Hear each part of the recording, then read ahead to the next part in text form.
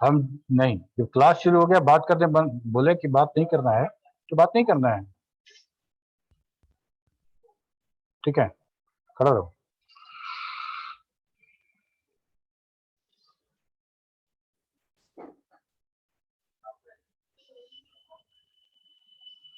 हाँ, पिछले क्लास में हम लोग कहाँ तक बढ़े थे? सर एब्सोल्यूट, रिलेटिव, मिक्स्ड और मल्टीपल सीट ये सब बता दिए थे सर। एक मिनट। हाँ संभव, यस सर। शुभम, क्या कहाँ तक वो तो बताओ। सर एब्सोल्यूट, रिलेटिव, मिक्स्ड अच्छा, और मल्टीपल सीट ये रेफरेंस सब है ना, बता दिए। रिलेटिव एब्सोल्यूट रेफरेंस, ओके ये सब बता दिए, ठीक है।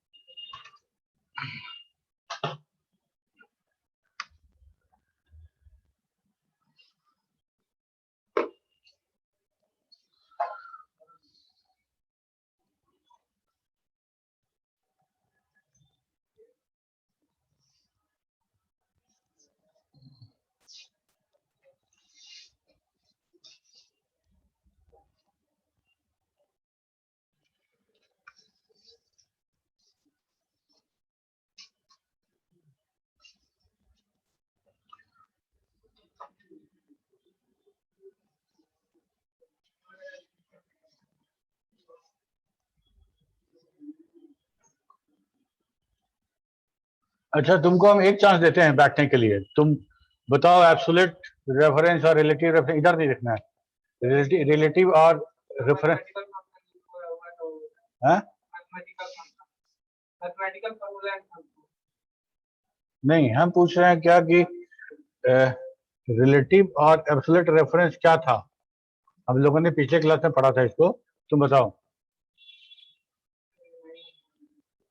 तो कैसे बैठोगे, हम तो एक चांस दिए थे, एक चांस इससे पूछ रहे।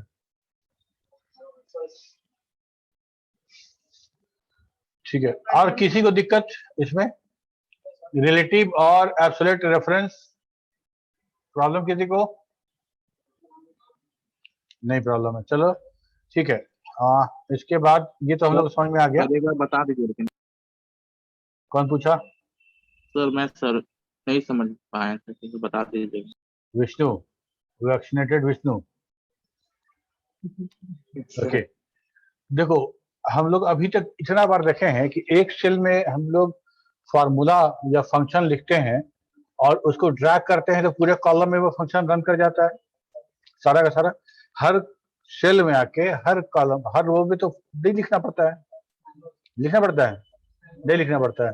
कहने का मतलब ये कि अगर हम D1 सेल में लिख रहे हैं कि C1 B1 प्लस C1, कहाँ लिख रहे हैं? D1 में, तो B1 प्लस C1 का वैल्यू D1 में आया, वैसे ही B2 प्लस C2 का वैल्यू D2 में आना चाहिए, तो हमको यहाँ भी लिखना पड़ेगा। लेकिन हम लोग क्या करते हैं कि एक बार फॉर्मूला लिखते हैं, इंटर प्रेस करते हैं, और वो जो फिल हैंडल वाला था लोअर राइट कॉर्नर में जो डॉट था उसको पकड़ के फिल कर देते हैं पूरा, ठीक है। तो खुद ब खुद B1 plus C1 next row में वो ऑटोमेटिकली B2 प्लस C2 हो जाता है, उसके बाद वाले में वो B3 प्लस C3 हो जाएगा। जहां तक ड्रैग करते रहेंगे हर बार हर रो में अपने आप उसका रो नंबर बढ़ जाता है, ठीक है, ऑटोमेटिकली वो इंक्रीज होता चला जाता है।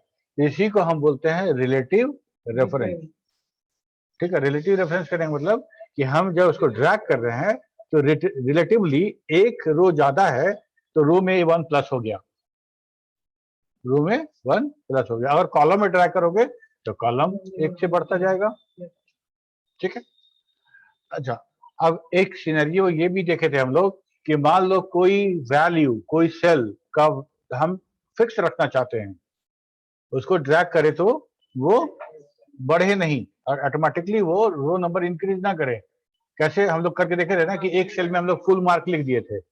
अब तुम्हारा जो प्राप्तांक है, तुम जो मार्क स्कोर किए हो, उसको फुल मार्क्स से घटा के निकालना चाहते हैं, तुम कितना परसेंट स्कोर किए हो। ठीक है, उसको अगर हम लोग ट्रैक कर रहे थे तो एरर आ रहा था, याद होगा तुमको? नहीं याद है तो बोलो दिखाएं विष्णु। यस सर, दिखाएं? दिखा दीजिए सर। ठीक है, देखो कंफ्यूजन नहीं रहे तो हम ये कह रहे थे कि मान लो यहाँ पे 75 नंबर का, 100 वाला तो समझ में आ जाता है, 75 नंबर का एग्जाम था और कैसे कैसे तुम लोग को नंबर आया। ठीक है, 75 नंबर का है तो मैक्सिमम ये मान लेते हैं। ठीक है, तो अच्छा कुछ और ले लेते हैं, जैसे मान लो यहाँ लिख लिए 70 और 74, ये दोनों का सीरीज ले लेते हैं। ठीक है, हम लोगों को करके देखना है ना क्या हो रहा है। फुल मार्क्स कितना है? तो फुल मार्क्स है यहाँ पे, फुल मार्क्स है 75, फुल मार्क्स है 75। और हमको यहाँ पे निकालना है, एक पहले सिर्फ निकाल रहे हैं कि तुम 75 में 45 लेके आए हो तो कितना परसेंट मार्क्स आया तुम्हारा। ठीक है, तो हम लोग क्या लिखते हैं, सिंपल इक्वल टू साइन ये वैल्यू 45, तो 45 ना लिखे इसका सेल वैल्यू लिखेंगे। ठीक है, इतना मल्टीप्लाइड बाई 100 डिवाइडेड बाई 75, तो 75 ना लिख के हम ये वैल्यू लिख दिए। ठीक है, तो ये हो गया 60%। अब इसी चीज को हम अब ड्रैग करना चाहते हैं, तो ड्रैग करना चाहते हैं तो क्या होगा, यहाँ का D4 तो यहाँ D5 हो जाएगा, यहाँ D6 हो जाएगा, लेकिन साथ में I2 भी तो I3 I4 I5 हो जाएगा, लेकिन I3 में तो कुछ है नहीं और जहां कोई वैल्यू नहीं वहां 0 कंसीडर होगा। ठीक है, अब देखो क्या होता है, सब डिवाइड बाय 0, एरर आ गया। ठीक है, हम लोग पढ़ेंगे एरर कैसे हैंडल करते हैं हम लोग। तो डिवाइड बाय 0 मतलब किसी नंबर को 0 से डिवाइड नहीं कर सकते, लेकिन यहाँ पे I3 में तो 0 है, नो नंबर इज देयर मतलब 0। समझ रहे बात को? तो हमको करना क्या था कि हमको I2 को फिक्स करना था कि हम जब ड्रैग करें तो ये I3 अपने आप ना हो जाए। तो जब फिक्स कर देंगे, इसको कांस्टेंट कर देंगे, इसी को कहते हैं एब्सोल्यूट रेफरेंस। करना क्या है, यहाँ डॉलर लगा देना है, हाँ $I $2। ठीक है, अब जब इसको हम ड्रैग करेंगे तो मेरा रिलेटिव वाला चेंज होगा, मतलब D3 D4 चेंज होगा, लेकिन I2 वाला अब चेंज नहीं होगा। ठीक है, तो एक बार फॉर्मूला फिर से देखो, यहाँ देखो $I $2। ठीक है, I, हाँ बता रहे हैं, अभी वही पे आ रहे हैं हम लोग। ठीक है, तो यहाँ पे एक चीज बताओ कि हमको जब हम ड्रैग कर रहे थे तो रो नंबर बढ़ रहा था या कॉलम नंबर बढ़ रहा था? तो यहाँ से यहाँ I2 लिए थे ना, यहाँ पे यहाँ I2 लिए थे, यहाँ I3 हो जा रहा था, I4 I5 I6 हो जा रहा था, मतलब I तो J नहीं हो रहा था, I था खुद ब खुद I फिक्स था, क्योंकि हम लोग उसी कॉलम में ड्रैग कर रहे थे, तो I तो फिक्स था। ठीक है, सिर्फ रोल नंबर मेरा चेंज हो रहा था। तो हम इस चीज को अचीव कर सकते हैं सिर्फ कॉलम नंबर को फिक्स करके भी। I छोड़ देंगे क्योंकि I तो ड्रैग कर ही नहीं रहे हैं ना। ठीक है, I तो ऐसे ही फिक्स रहेगा उस कॉलम में। ठीक है, और सिर्फ नंबर 2 को फिक्स कर दिए। अब इसको ड्रैग करके देखो आया कि एरर देता है, सेम टू सेम है, कोई दिक्कत नहीं है। ठीक है, सौरभ समझ में आ रही है? पीछे समझ में आया? ठीक है, ले अभी पूछ रहा $I क्यों लिखे हैं, अभी तक कहाँ थे संकेत? $2 इसलिए लिखे हैं, अभी वो बता रहे थे कि हम लोग चूंकि उस कॉलम में उसको ट्रैक कर रहे हैं तो मेरा क्या चेंज हो रहा है, क्यों लिखे पूछ रहे हो ना। हाँ, $2 पहले लिखे थे जिसमें हम आई और जे दोनों फिक्स कर दिए। ठीक है, अब देखो मान लो, सॉरी, अब यहाँ पे एक काम करते हैं, पहले वापस डॉलर लिख देते हैं यहाँ पे। ठीक है, अंतर समझाएंगे तुमको दोनों में क्या है। यहाँ पे हम लिख देते हैं $। ठीक है, अब इस फॉर्म को इसको हम रो में ड्रैग करते हैं, इसको रो में ड्रैग करते हैं तो क्या होता है, देखो यहाँ पे वैल्यू क्या हो गया, E4 हो गया, D4 से E4 हो गया, है ना। $2 कोई दिक्कत नहीं है, वो ऐसा ही रहा। अब हम 60/75 का हम निकाल दिए। ठीक है, तो ये हमारा जैसे जैसे बढ़ता गया, मेरा ये वाला रिलेटिव लिए थे, पहले उसका रो नंबर चेंज हो रहा था, अब उसका कॉलम नंबर चेंज हो रहा है, क्योंकि कॉलम में ट्रैक कर रहे हैं। लेकिन $2 तो नहीं चेंज हुआ, नहीं ना हुआ। अच्छा, इसको मिटाते हैं और यहाँ पे हम क्या करते हैं कि सिर्फ रो को फिक्स करते हैं। ठीक है, अब इसको ट्रैक करके देखते हैं कि वो चेंज होता है कि नहीं। जो सब डिवाइड बाय 0 हो गया, क्यों, क्योंकि हमारा आई फिक्स किए थे, आई फिक्स नहीं किए थे, तो आई जे हो गया, के हो गया, एल हो गया, बढ़ गया, बढ़ गया। तो जिसके आगे डॉलर लग जाएगा वो ड्रैग करने पे वो बढ़ेगा नहीं और फिक्स हो जाएगा। ठीक है, तो हमको क्या करना पड़ेगा, अगर हम कॉलम में ड्रैग कर रहे हैं तो रो फिक्स कर दे, और अगर रो में ड्रैग कर रहे हो तो कॉलम फिक्स कर दो, और सबसे अच्छा है दोनों फिक्स कर दो, दोनों फिक्स कर दो, तुम किधर भी ड्रैग करो सब ठीक है। ठीक है विष्णु, समझ में आया? Yes, sir. Yes.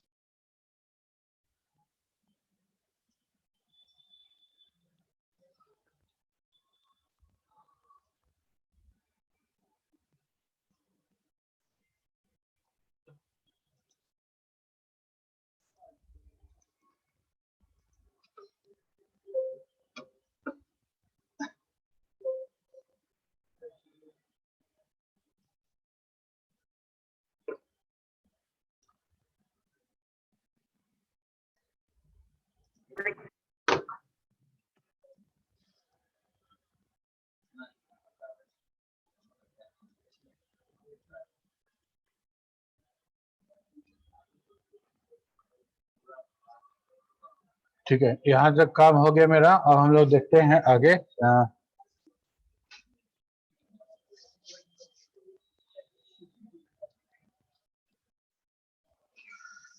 क्या डिस्कशन हो रहा है उधर?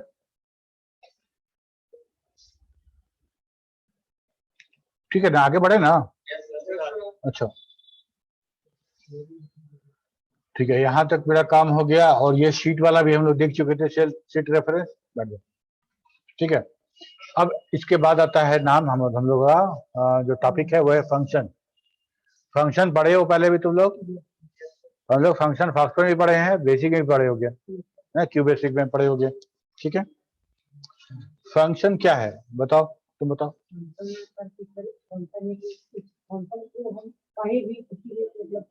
किसी प्रोग्राम में हम उसको यूज कर सकते हैं, कुछ वर्क के लिए उसको बनाया गया फंक्शन को कहीं भी हम यूज करके अपने वर्क को कर सकते हैं एट ए टाइम। ठीक है, तो फंक्शन ऐसा समझना है कि फंक्शन जो है वो सेट ऑफ कोड है जो प्री डिफाइंड भी हो सकता है और यूजर डिफाइंड भी हो सकता है। यूजर डिफाइंड भी हो सकता है और प्री डिफाइंड भी होता है। प्री डिफाइंड वाले को क्या बोलते थे? लाइब्रेरी फंक्शन, है ना, लाइब्रेरी फंक्शन। हम लोग ये सब पढ़े हैं पहले। ओके, तो हम यहाँ पे उसी लाइब्रेरी फंक्शन के बारे बात करेंगे, प्री डिफाइंड वाला, है ना। एक्सेल की तरफ से बहुत सारा फंक्शन डिफाइन करके दिया हुआ है, तुमको इस्तेमाल करना है उसको। ठीक है, तो function is a predefined stored formula that performs a calculation using a specific value in a particular order. All spreadsheet programs include common function that can be used for quickly finding the sum, average, count, maximum value, minimum value for the range of cell. Excel में literally अगर बात करें तो Excel में इतना function है कि हम लोग सारा फंक्शन कवर नहीं कर सकते। बहुत सारा फंक्शन हम लोग के काम का भी नहीं है, बहुत सारा फंक्शन हमारे काम का भी नहीं है, लेकिन यहाँ पे बहुत तरह का काम हो सकता है। हम कुछ इंजीनियरिंग रिलेटेड कुछ हम शीट बना रहे हो, अकाउंटिंग रिलेटेड कुछ शीट बना रहे हो, MIS रिपोर्ट बना रहे हो, हर तरह का काम हो सकता है। ठीक है, कुछ स्टैटिकल डेटा का एनालिसिस कर रहे हो, तो हर तरह का फंक्शन है यहाँ पे, सबको बहुत आराम से उस पर्पस को, उस काम को तुम कर पाओ। ठीक है, तो हम लोग बहुत सारा फंक्शन हम लोग कवर करेंगे, तुम्हारे काम में आने वाला कोई फंक्शन छूटेगा नहीं। ठीक है, लेकिन जितना पढ़ेंगे इसके अलावा भी बहुत सारा फंक्शन रहेगा। ओके, ठीक है, तो यहाँ तो बात हो गया। अब फंक्शन में हम लोग फंक्शन, जब तुम कहीं भी फंक्शन तुम कॉल कर रहे थे तो हम फंक्शन के नेम के साथ साथ उसको आर्गुमेंट या पैरामीटर भी सप्लाई करते थे, जिससे उस फंक्शन को काम करना होता था।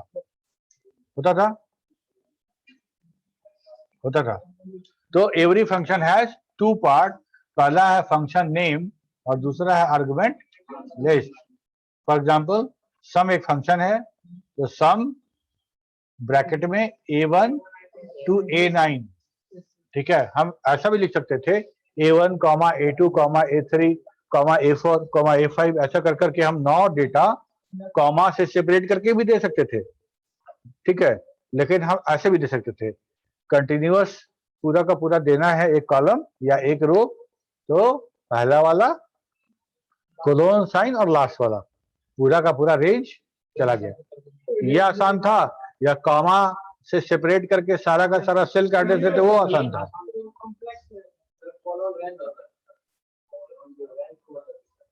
कोलोन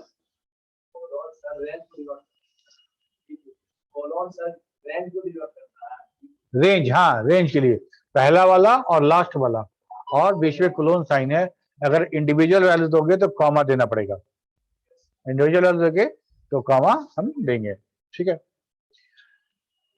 यहाँ तक तो 9 है, तो समझ में आ रहा है कि अगर हम कॉमा देते तो थोड़ा कॉम्प्लेक्स हो जाता, लेकिन अगर मान लो 100 वैल्यू को जोड़ना है तो क्या संभव था, A1 + A2 + A3 करते करते A100 तक जाना नहीं संभव था, बहुत हेक्टिक हो जाता। तो बोलोगे हाँ कर लेते, तो हम बोले ठीक है, 200 रहता तब क्या करते, 1000 रहता तो क्या करते। ठीक है, तो सिंपल अगर 1, 2, 3 जोड़ना है तो बहुत अच्छा है, हम लोग सिंपल इक्वेशन से कर देंगे। और फिजिक्स, केमिस्ट्री, मैथ का जोड़ के टोटल निकालना है तो क्या करेंगे हम लोग, सिंपल प्लस कर लेंगे तीनों। सम भी कर सकते हैं, ऐसा नहीं करें कि सम नहीं कर सकते हैं, लेकिन जहां कॉम्प्लेक्स होगा, जहां मल्टीपल डेटा होगा, जहां जो रेंज है वो बहुत बड़ा होगा, तो हम प्रेफर करेंगे function call. Argument can be individual cell और cell range and must be enclose with the parenthesis. यहाँ देखो हम क्या बोले कि ये पैरेंथेसिस हमेशा रहेगा फंक्शन के साथ, और उसी पैरेंथेसिस में हमारा पैरामीटर या आर्गुमेंट लिस्ट होगा।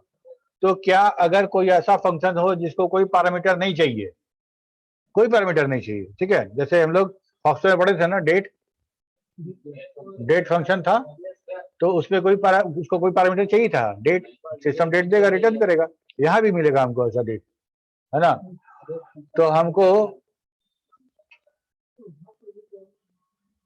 तो हम यहाँ पे जहां आर्गुमेंट नहीं देना है, क्या वहां पैरेंथेसिस हटा सकते हैं कि वहां भी रखना पड़ेगा, वहां पे रखना पड़ेगा। क्यों, क्योंकि अगर आप पैरेंथेसिस नहीं देते हैं और सिर्फ सम लिख देते हैं तो फंक्शन, हाँ फंक्शन है कैसे पता चलेगा। ठीक है, तो हमारे पास आर्गुमेंट है तो, और नहीं है तभी हम फंक्शन का नाम के साथ साथ पैरेंथेसिस यूज करेंगे। अभी हम लोग बहुत सारा फंक्शन का सिंटेक्स देखेंगे, उस सिंटेक्स में हम लोग कुछ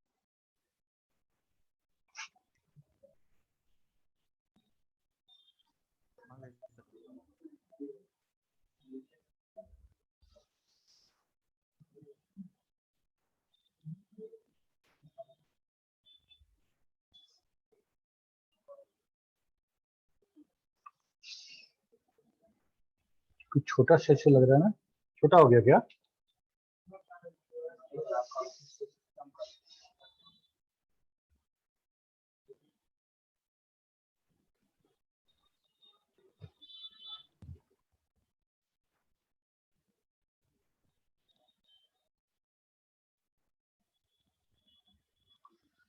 ठीक है। कभी कभी ऐसा होता है ना कि बीच में डिस्कनेक्ट होने के बाद तो दो वीडियो बन गया, पहले वाला और बाद वाला।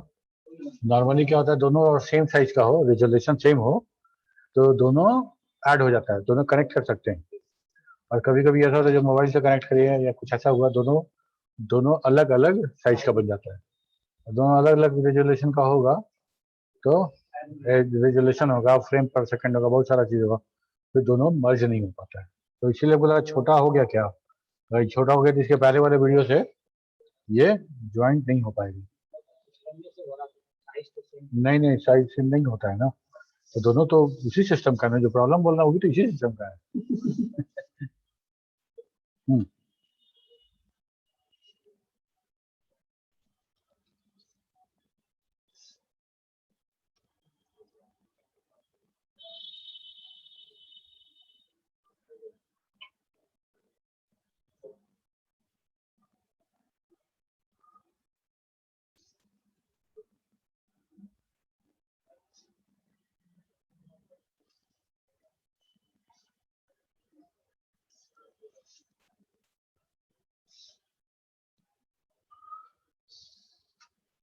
ठीक है, फंक्शन समझ में आ गया।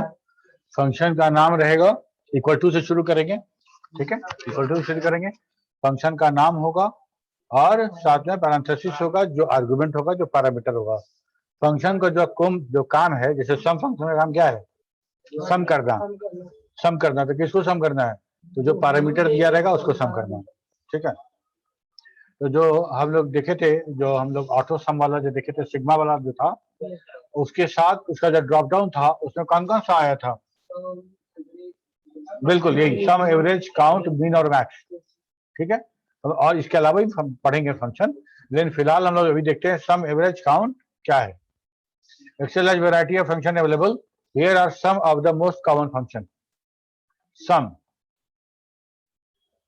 the function adds all the values of the cell in the argument. Average, this function determines the average of the value included in the argument. It calculates the sum of the cell, then divide that value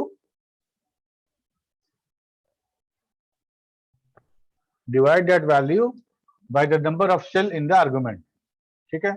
मतलब A1 से लेके A6 तक, A1 से लेके A6 कितना हुआ? A1, A2, A3, A4, A5, A6, 6 cell हुआ। अगर इस सेल को सेलेक्ट करके अगर हम बोले एवरेज फंक्शन कॉल करते हैं तो क्या होगा? सारा को जोड़ के 6 से भाग दे देगा, एवरेज आ जाएगा आपका, ठीक है। काउंट फंक्शन क्या है? नन, मतलब न्यूमेरिक वाला है ना, न्यूमेरिक वाला जितना सेल है उसको काउंट करेगा। जिस सेल में नंबर इंटर कराया गया है, पूरा जो रेंज देंगे उसमें, इसमें से ऐसा कितना सेल है जिसमें न्यूमेरिक वैल्यू है, नॉन न्यूमेरिक को ये इग्नोर कर देगा, उसको काउंट नहीं करेगा। मैक्स क्या है? मैक्सिमम फाइंड आउट करेगा, है ना। तो जितना नंबर में, जितना सेल में न्यूमेरिक वैल्यू है, उस सारे न्यूमेरिक वैल्यू से वो मैक्स और ये मिन निकाल लेगा, ठीक है। लेकिन नॉन न्यूमेरिक वैल्यू को ये तीनों, काउंट, मैक्स, मिन, सब तीनों हमको उसको इग्नोर करेगा, ठीक है। ओके, काउंट का एवरेज तो खैर हमको पता है कि न्यूमेरिक डेटा पे ही एवरेज निकलेगा, अगर नॉन न्यूमेरिक डेटा पे एवरेज निकालिएगा तो नहीं निकलेगा, ठीक है। काउंट तो समझ में आ रहा है कि काउंट हम हो सकता है कि हम नॉन न्यूमेरिक सेल को भी काउंट करना चाहें, ठीक है। तो अगर नॉन न्यूमेरिक सेल को काउंट करने के लिए अलग फंक्शन है काउंट ए मतलब ऑल, ए को ऐसे याद रखना, ए मतलब ऑल, काउंट ऑल, ठीक है। मैक्स के लिए भी है मैक्स ऑल और मिन ऑल, वो लोग हम लोग देखेंगे जब न्यूमेरिक फंक्शन, इसके बाद जो डेट टाइम फंक्शन के बाद जो पढ़ेंगे तब। नहीं, हम लोग देखेंगे उसको, कुछ खास नहीं है, बहुत ज्यादा एक्स्ट्रा एडवांटेज नहीं है इस फंक्शन में उस फंक्शन में, सिर्फ इतना है कि नॉन न्यूमेरिक वाला फंक्शन भी सेल भी काउंट हो जाएगा। ठीक है, चलो पहले इसको रन करा के देखें कि यहाँ पे कैसे होगा। ठीक है,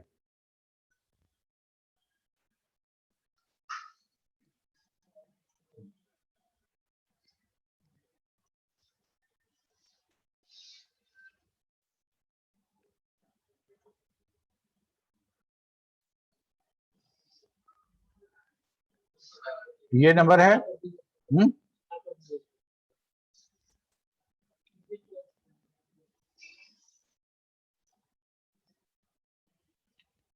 ठीक है, ये नंबर है। यहाँ पे हम लोग क्या क्या निकालेंगे, देखो यहाँ पे हम लोग सम निकाल रहे हैं। ठीक है, यहाँ पे निकाल रहे हैं काउंट, यहाँ पे निकाल रहे हैं एवरेज, यहाँ पे निकाल रहे हैं मैक्स, यहाँ पे निकालते हैं मीन। ठीक है, कैसे कैसे निकलेगा, सम निकालना है तो प्लस सम। ठीक है, जैसे सम निकले, सम आ गया, वो हाईलाइटेड है मतलब सिलेक्टेड है, यहाँ के बाद सीधे टैब बटन दबा देना है। ठीक है, बहुत बड़ा फंक्शन का नाम है। एक दो कैरेक्टर लिख रहे हो और कोई सिलेक्टेड हो जाए, वो दिख रहा है कि वो सिलेक्टेड है, तो तुम टैब प्रेस करोगे तो वो फंक्शन खुद ब खुद आ जाएगा सजेशन में से। अब यहाँ पे क्या करना है हमको, ये पूरा रेंज देना है। तो ये है तुम्हारा, ये तुम्हारा कितना है, G2 है, G2 कोलोन साइन देंगे और देंगे ये वाला। ठीक है, आ गया, जोड़ के 385 आया। अब यहाँ पे लिखते हैं काउंट, काउंट टैब। अब देखो काउंट में अब हमको ये करना था कि हम पहला वाला और लास्ट वाला कोलोन साइन से दे रहे हैं। एक तरीका और है, पहला वाला को ऐसे सिलेक्ट कर दो सब। ठीक है, तो हमको कीबोर्ड से जाके कोलोन साइन देना और वो लिखने की जरूरत नहीं है। आप प्लस वाला जो था मेरा, ये वाला जो आइकन है ना, ठीक है, फिर देख लो एक बार, यहाँ पे आए, ये वाला प्लस आइकन ऐसे पकड़े और यहाँ तक लेके चले आए। ठीक है, 11 काउंट हो गया, 11। एवरेज भी वैसे ही निकलेगा, एवरेज और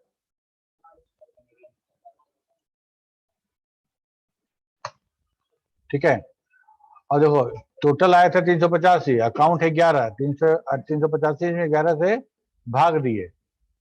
ठीक है, तो ठीक आया, 1 2 3 4 5 6 7 8 9 10 11। सही है सर। ठीक है, सही है। अच्छा सही है अब सर। मैक्स निकालना है। मैक्स में इसको वापस दे दो, मैक्स 45 सबसे नीचे वाला। मीन निकालना है, मीन फिर उसमें दे देते हैं ये वाला पूरा। ठीक है, यहाँ तो काम हो गया। अब अब हमको देखो, जहां पे एक रो इंटर कर देते हैं, यहाँ पे एक इंसर्ट कर दिए। ठीक है, अब यहाँ पे देखो तो काउंट में तो G2 से G13 है, G2 से G13 है, तो काउंट में तो बढ़ना चाहिए इसमें कुछ। काउंट हमारा एज इट इज है, एज इट इज है, बढ़ा नहीं, इसलिए ये एम्प्टी था। अगर मान लो इसमें ए भी लिख देते हैं तब भी हमारा नहीं बढ़ेगा। लेकिन अगर यहीं पे हम लोग एक बार सिर्फ दिखा देते हैं तुमको, काउंट ए और इसमें से ये पूरा का पूरा हम दे दें तो ये 12 देगा। क्यों?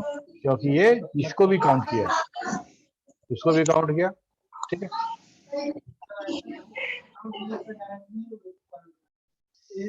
काउंट लिख के जैसे कि काउंट पे लिखे हैं तो रिक्वायर्ड है, काउंट पे रिक्वायर्ड। काउंटेड दूसरा फंक्शन है, हम लोग डिस्कस करेंगे उसके बारे में। अभी बहुत सिंपल फंक्शन बता रहे हैं तुमको। तो अब ये दिखाना चाह रहे थे कि अगर ए लिखा हुआ है, कैरेक्टर लिखा हुआ है, तो काउंट नहीं करेगा, लेकिन काउंट ए फंक्शन ही अलग है, मैक्स ए, मीन ए। ठीक है,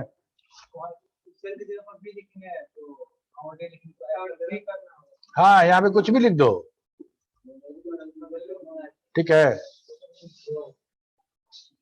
मान लो कि यहाँ पे हम एक रो और इंसर्ट कर देते हैं, ठीक है, यहाँ पे लिख देते हैं x, ये हो गया 13, 13 हो गया देखो, ठीक है। तो काउंट ए काउंट करेगा सबको, ठीक है।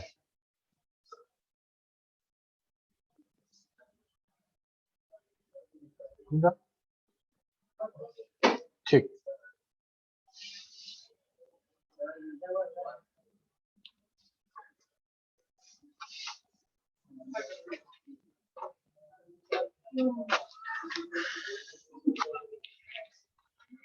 यहां तक काम हो गया, ठीक है।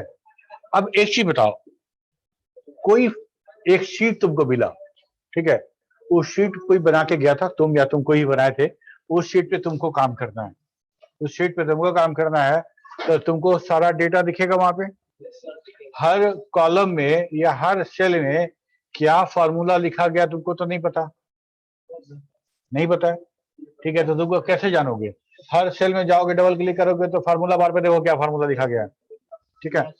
एक तरीका और है, जब हम पूरे शीट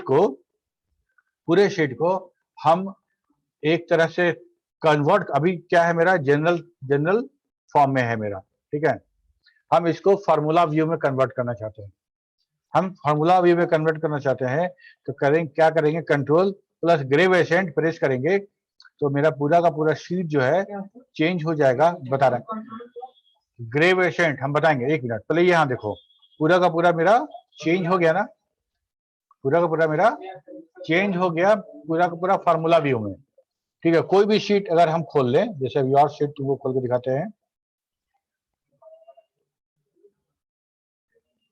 एक्सरसाइज,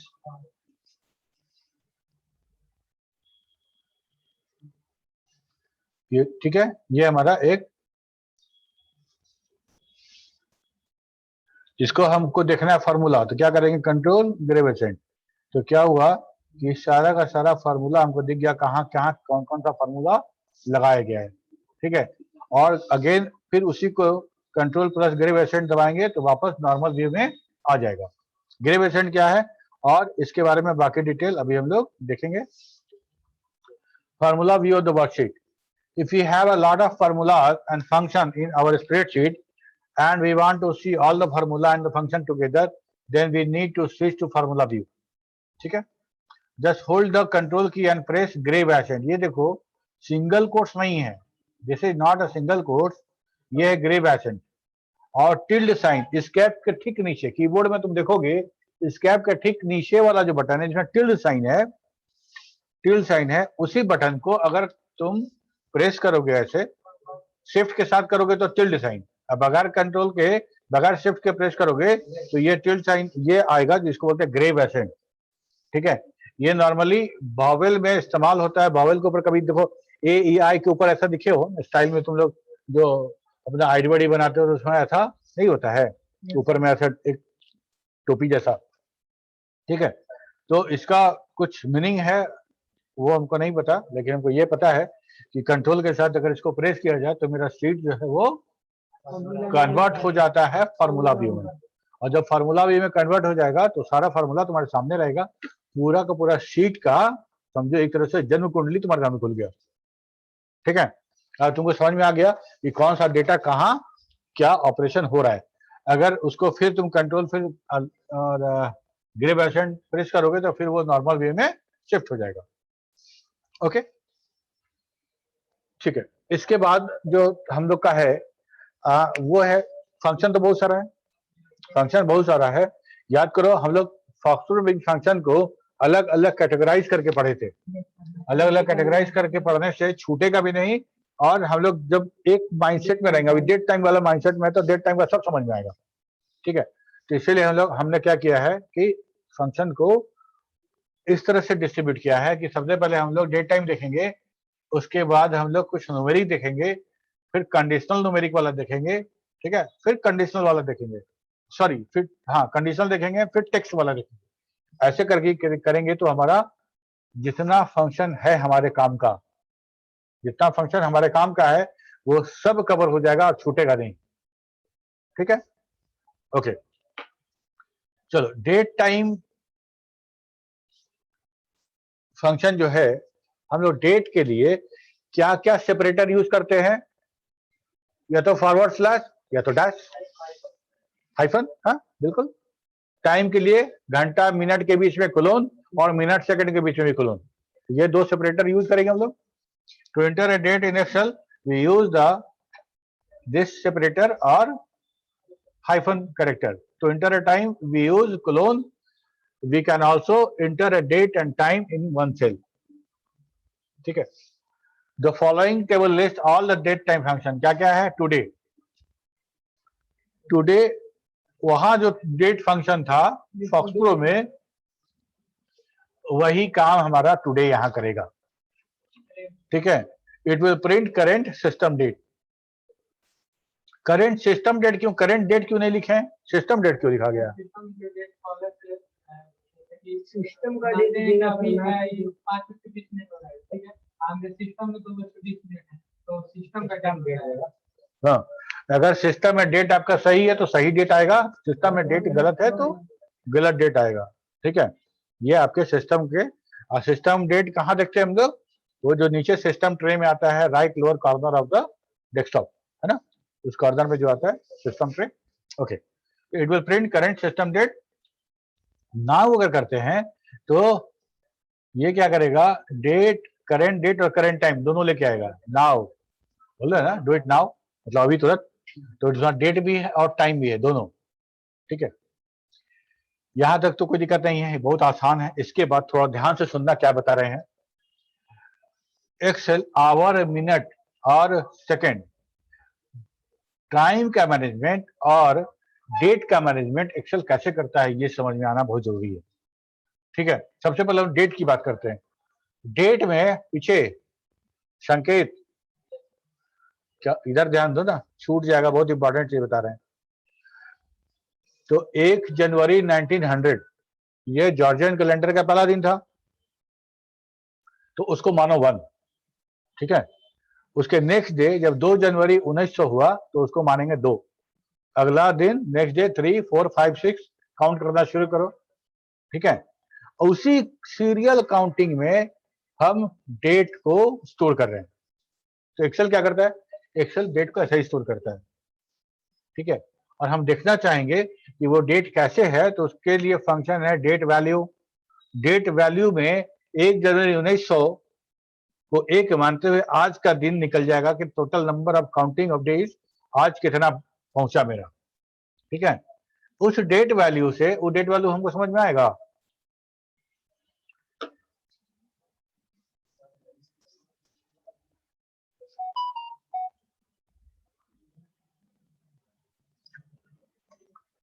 ठीक है,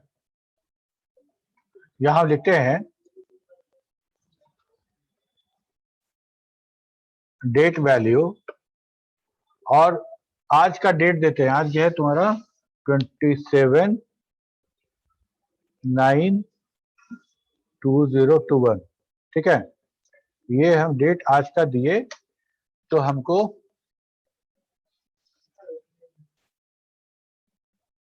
डेट टेक्स्ट, हाँ ठीक तो है।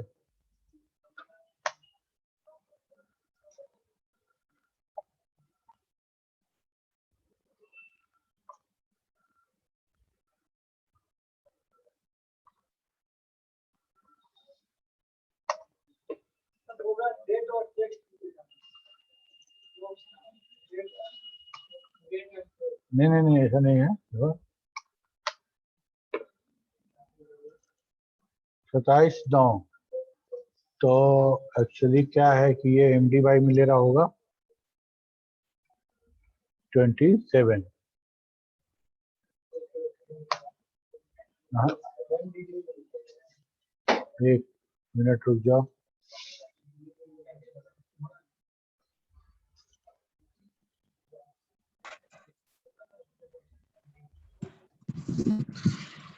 ओके, डेट वैल्यू और चूंकि टेक्स्ट में दे रहा है इसीलिए हम लोग ऐसे लिखते हैं 27/09/2021। अभी तो होना चाहिए। ये तो देखो 44466।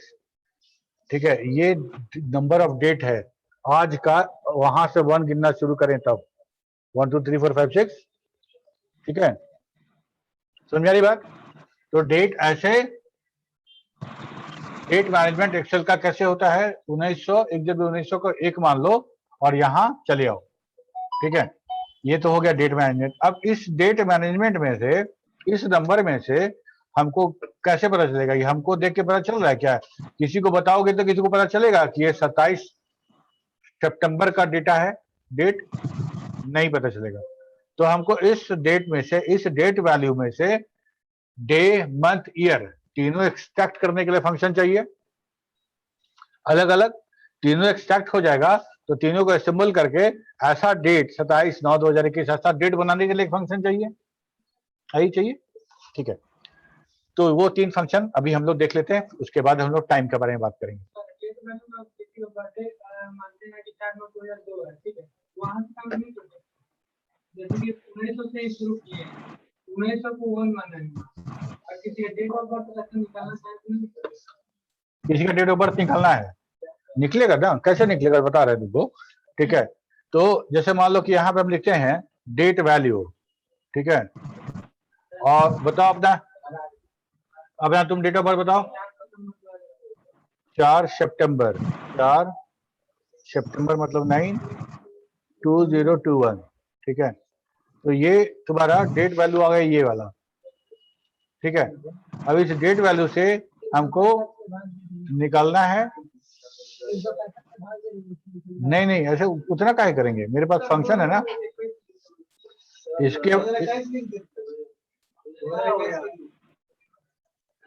अच्छा 2000 कितने बोले, 2002,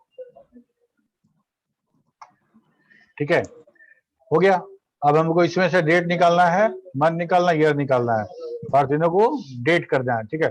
चलो हमको लगता है कि टाइम हो गया है, हम लोग अगले क्लास में डेट और टाइम के बारे में डिटेल डिस्कस करेंगे, ठीक है। यहाँ तक किसी को कोई दिक्कत है समझने में तो बताओ। गुड, सर अटेंडेंस ले लीजिए, नेट पैक खत्म हो गया। हाँ ले रहे हैं, देखो।